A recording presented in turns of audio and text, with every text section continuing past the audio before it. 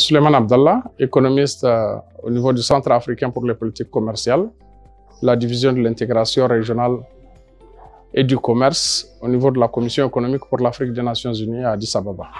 Oui, c'est une initiative à louer, ce partenariat entre l'ACEA, la Commission économique pour l'Afrique des Nations Unies, DANIDA, la coopération danoise, à travers le ministère des Affaires étrangères, et le gouvernement du Burundi pour élaborer le supplément vert à la stratégie nationale de mise en œuvre de la zone de libre-échange continentale africaine au niveau du Burundi.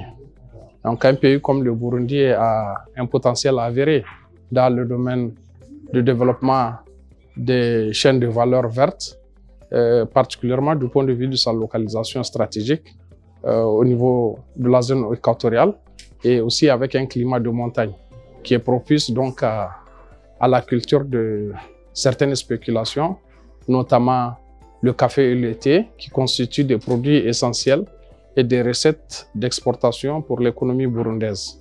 Donc ce partenariat a permis de mettre en œuvre une stratégie et de développer des stratégies avec un plan d'action à la clé qui permettra dans les années à venir donc, au gouvernement de Burundi d'approfondir les actions déjà engagées dans ce secteur qui est pourvoyeur d'emplois et, comme je l'avais dit également, pourvoyeur de devises pour le financement du développement de l'économie burundaise. Donc c'est un partenariat qui est à saluer. Nous venons d'assister donc à la validation du document de stratégie qui indique clairement les axes d'intervention qui permettraient à terme donc d'améliorer la production et la qualité aussi de ces produits phares de l'économie burundaise qui permettront donc de projeter l'économie du Burundi dans le cadre de la zone de libre-échange continentale africaine. Donc DANIDA, c'est un partenaire clé pour la Commission économique pour l'Afrique des Nations Unies. Nous avons développé ensemble ce projet-là parce que ça leur tient à cœur que les économies africaines investissent davantage dans le développement vert. Et dans le contexte actuel que tout le monde connaît, qui est celui des changements climatiques, avoir un partenaire qui vous appuie, je pense que c'est quelque chose qui est à saluer. Et nous sommes en négociation pour une deuxième phase qui appuiera certainement les pays dans le cadre de la mise en œuvre des stratégies que nous avons développées conjointement. Donc avec la CNUSED également, qui est notre partenaire dans ce projet, s'assurer que les stratégies qui ont été développées verront une exécution pour contribuer, n'est-ce pas, à l'atteinte des objectifs de développement tels que... Oui, un pays comme le Burundi, à l'instar de nombreux pays africains, est confronté à des défis nombreux pour son développement économique et social. Donc, à la clé de cette stratégie, ce que nous visions, c'est le renforcement de ces chaînes de valeur, développer aussi une résilience, parce que dans le contexte actuel de changement climatique que nous vivons tous, nos économies sont impactées, et particulièrement dans le secteur agricole. Donc, développer des stratégies robustes qui permettraient de développer une résilience dans ces cultures-là, en même temps accroître significativement les rendements et la qualité de la production, permettra donc de contribuer significativement à l'atteinte des objectifs de développement tels que déclinés dans les plans nationaux mis en œuvre par le gouvernement. Oui, je pense que c'est à travers une approche participative que les chaînes de valeur identifiées ont été mises en exergue. Il s'agit essentiellement donc du café et du thé. Et comme je l'ai dit, là, c'est des secteurs clés vraiment de l'économie du Burundi. C'est les principales ressources d'exportation. Et nous l'avons vu, c'est une activité qui fait vivre des millions de Burundais. Donc, mettre l'accent sur ces secteurs permettra à terme d'agrandir le champ des possibilités en termes de création d'emplois pour les jeunes, pour les femmes et favoriser une participation plus inclusive des communautés dans le processus de développement économique et aussi donc renforcer leur capacité de résilience dans le contexte du changement climatique. Oui, là nous avons un document de stratégie qui est validé et donc la phase la plus cruciale bien entendu c'est la mise en œuvre. Et il est crucial de ce point de vue-là que tous les acteurs clés, les partenaires, les parties prenantes, chacun joue son rôle pour un développement harmonieux des secteurs identifiés qui sont le thé et le café. Donc les producteurs, les communautés à la base doivent être associés le secteur privé, toute la chaîne de valeur en fait qu'il faut envisager dans sa globalité, y compris donc les intermédiaires, les gens qui sont engagés dans la commercialisation, et aussi s'assurer du développement des infrastructures qui sont quand même essentielles pour une commercialisation réussie. Je réponds au nom du Dr Sinamé Jean Petit. Je suis chercheur à enseigner à l'Université du Burundi et je fais mes recherches sur le financement durable. Et pour le moment, je suis en train de développer une recherche sur le réchauffement climatique au Burundi et leurs déterminants. Cette collaboration est importante pour le gouvernement du Burundi du moment que le Burundi vient d'intégrer la CEA et que le commerce transfrontalier est un défi qu'on observe dans les pays de la sous-région. Donc, des appuis multilatéraux des bailleurs comme le DANIDA sont très importants et contribuent certainement à développer le commerce transfrontalier et le commerce vert. Donc, c'est un appui important et cette collaboration est d'une importance capitale pour le développement transfrontalier du Burundi. Merci pour la question la plus pertinente. Le gouvernement du Burundi a développé des stratégies nationales pour le développement et le plan national de développement en est un.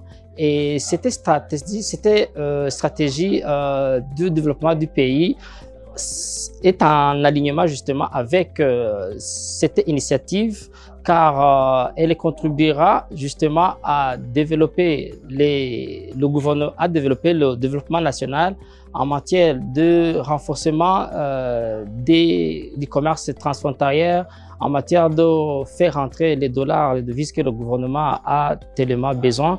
Et comme ça va booster le développement national et le commerce au niveau frontalier. Au niveau environnemental également, ça va aider à développer d'autres stratégies de résilience nationale, car le gouvernement a déjà des stratégies de résilience et d'adaptation au niveau national. Et cette initiative donc, du supplément vert contribuera énormément à aider le gouvernement dans ses efforts de résilience au niveau national. Cette collaboration, cette initiative a un impact considérable tant au niveau sectoriel des industries qu'au niveau local. Premièrement, au niveau des industries, les industries qui seront directement touchées, impactées sont des industries agroalimentaires, sont des industries qui œuvrent dans le domaine du commerce et dans le domaine de production des produits verts. Là, nous citerons nécessairement les industries qui exportent des produits comme l'OTB, qui est une des grandes industries qui aide le Burundi et le pays à produire du café et du thé que l'on exporte à l'étranger. Donc, l'OTB va bénéficier, va être impacté très considérablement. Au niveau local, les agriculteurs qui interviennent dans la chaîne de production agricole vont être aussi touchés par cette initiative car les objectifs de cette initiative prévoient également que toute la chaîne de production de valeur en amont va également être renforcée et comme ça, par exemple, le prix et le coût du kilo du thé ou du café que l'on achète chez le paysan, chez l'agriculteur, va être revu à la hausse comparativement au prix de la sous-région. Donc, d'une manière ou d'une autre, si ce n'est pas que l'OTB, seulement d'autres agriculteurs qui produisent des produits bio locaux pourront aussi voir leur prix augmenter car ils vont vendre ces produits bio à l'étranger et comme ça ils vont les vendre en dollars et ils vont avoir une valeur ajoutée, donc ils seront aussi impactés.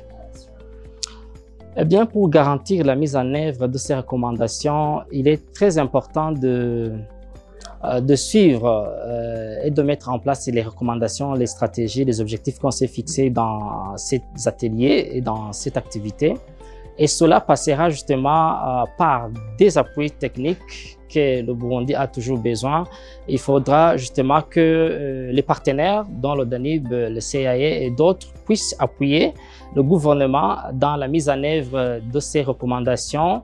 À titre d'exemple, on prévoit par exemple faire des renforcements des capacités sur les agriculteurs et les entreprises qui produisent des produits verts ou bio, pour qu'ils soient sensibilisés, pour qu'ils comprennent bien les stratégies et les avantages de vendre à l'extérieur du pays. Et ces ateliers et ces appuis techniques nécessiteront évidemment des fonds que seul le Burundi, le gouvernement, ne peut pas avoir. Donc, pour mettre en œuvre ces recommandations, il faut absolument un appui technique. Donc, les PAD, partenaires au développement, leur appui est incontournable. Ça, c'est d'un côté. D'un autre côté aussi, je pense que le gouvernement aussi doit faire des efforts comme évidemment il le fait déjà, dans la sensibilisation et dans la communication pour que les agriculteurs, pour que les commerçants qui font des affaires transfrontalières puissent eux aussi être informés sur la situation des marchés internationaux et régionaux afin qu'ils puissent promouvoir la vente des produits bio, des produits verts dans la sous-région et à l'échelle internationale pour faire entrer des devises au niveau local. Donc, ce sont ces deux volets importants qui vont permettre la mise en œuvre effective de ce projet. Je m'appelle Onésime Nioukudi. Je suis porte-parole du ministère du Commerce, du Transport, de l'Industrie et du Tourisme. Et je suis les questions en rapport avec la zone de libre-échange continentale africaine en tant que négociateur en chef.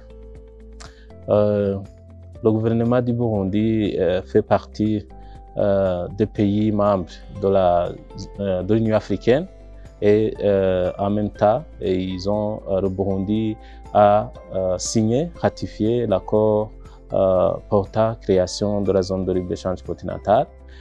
Après ces événements marquant la volonté du Burundi de faire progresser son intégration continentale, il a alors élaboré une stratégie nationale de mise en œuvre de la zone de libre-échange continentale.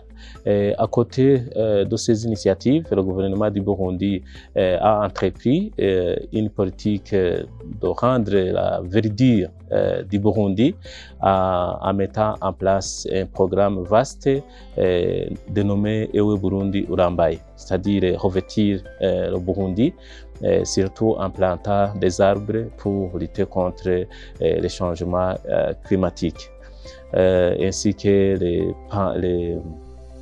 les fléaux, notamment les déserts qui peuvent provenir de la déforestation, mais aussi des faits de brousse. Et avec ces programmes, le Burundi également suit de près des programmes liés au changement climatique. C'est pourquoi il a élaboré, je dirais, une loi réglementant l'utilisation des sachets non biodégradables pour permettre que l'utilisation des sachets biodégradables qui une fois utilisé, ne pourra pas durer longtemps par rapport à l'utilisation des objets non biodégradables. C'est dans ce cadre alors que, quand le projet a été annoncé, le gouvernement du Burundi l'a accueilli et a développé ce document de supplément vert pour les initiatives liées à la chaîne de valeur verte, et la filière café et thé ont été pris comme priorité.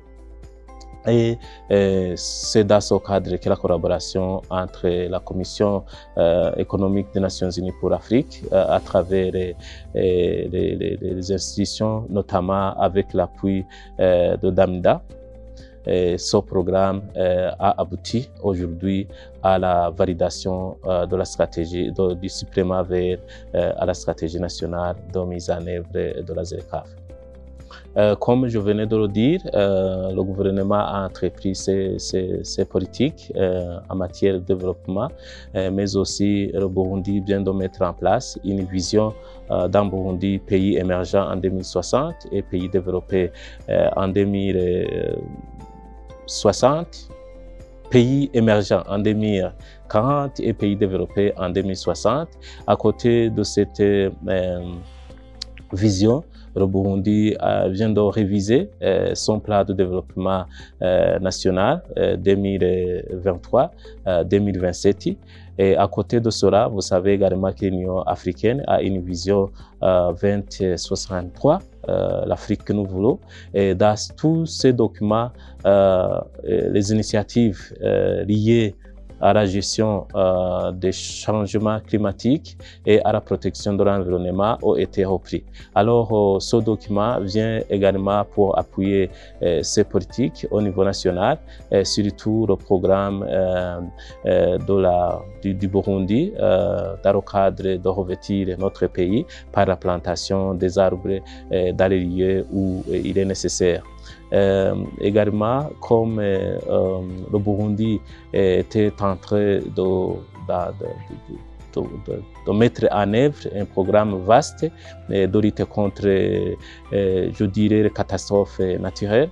Ce programme va appuyer alors surtout les agriculteurs dans le secteur du café et du thé pour une production meilleure, incluant les chaînes de valeur et l'initiative verte en matière de la production, de la transformation et également de la commercialisation dans son agenda de faire progresser, mais aussi augmenter le commerce intra-africain à travers la zone de libre-échange continentale africaine. Prioritairement, le secteur, la filière café et thé vont bénéficier du programme des activités ou bien de l'appui dans le cadre du SPREMA vers de la stratégie nationale de mise en œuvre de la ZECAF. Mais à côté de ce programme, vous savez que le café et le thé, il y a d'autres activités liées, et notamment à ce qui est de la transformation, notamment à ce qui est de la conservation, mais aussi en matière de transport, de la logistique, en matière de transport international. Et tous les intervenants en amont et en aval pourront bénéficier de l'appui dans le cadre du SPREMA vert. Mais à côté de cela, le Burundi avait déjà soumis d'autres secteurs, notamment les céréales, les légumes, et le secteur les fruits, mais aussi les fleurs. Et le gouvernement avait voulu également développer ce secteur, mais aussi sans oublier le secteur du pot, ou bien le secteur du cuir. Alors, à côté de ces secteurs prioritaires, de ces filières prioritaires, nous espérons que l'impact sera majeur en matière de la protection de l'environnement et de lutte contre la destruction de l'environnement. Avec ce programme, nous espérons que la population et les communautés vont pouvoir bénéficier, notamment les caféicoles et les théicoles, pour pouvoir intégrer les initiatives vertes dans les activités quotidiennes. Les prochaines étapes, d'abord, c'est le nettoyage de ce document qui, après les observations faites par les différentes parties prenantes qui ont participé dans l'atelier de revue technique et à l'atelier de validation, ont vu qu'il y a une nécessité de nettoyer ce document, et après l'intégration des observations faites, il y aura je dirais, l'édition du document final qui sera soumis au gouvernement du Burundi, et après la soumission du document final, il y aura alors la priorisation des activités compte tenu dans ce document avec l'appui des partenaires d'aide au développement, notamment la Commission économique des Nations Unies pour l'Afrique, pour voir ensemble comment vulgariser, renforcer les capacités des parties prenantes impliquées dans la mise en œuvre de la stratégie nationale de mise en œuvre de la ZLECAf, mais aussi dans le cadre du supplément vert. Des activités, le plan d'action qui a été établi dans le cadre du document supplément vert en ajout au plan d'action contenu dans la stratégie nationale de mise en œuvre de la ZLECAf. Ensemble, nous pensons que ces activités seront mises en œuvre et avec la prochaine étape qui est la mobilisation des ressources nécessaires pour la mise en œuvre de ce document. Et nous espérons que, comme ça a été promis par les institutions qui ont techniquement apporté l'assistance technique et financière, nous espérons que le plan d'action ainsi que le plan de financement qui a été établi dans ce document sera mis en œuvre.